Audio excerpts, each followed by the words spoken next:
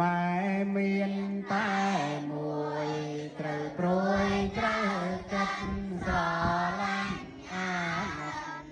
យកចិត្តកងដាក់ម៉ែមានតែមួយត្រូវព្រួយត្រូវចិត្តស្រឡាញ់អាណិតយកចិត្តកងដាក់មើលថែឲ្យល្អបើវត្តថ្នមថ្នាក់ដោយក្តីស្មងស្ម័គ្រនឹងអ្នកម្ដាយថ្លៃម៉ែមានតែមួយអំណរសាទរប្រពៃម៉ែមានតែមួយលើកទួយឲ្យល្អដោយចិត្តអំណរសាទរប្រពៃហោះឆ្ក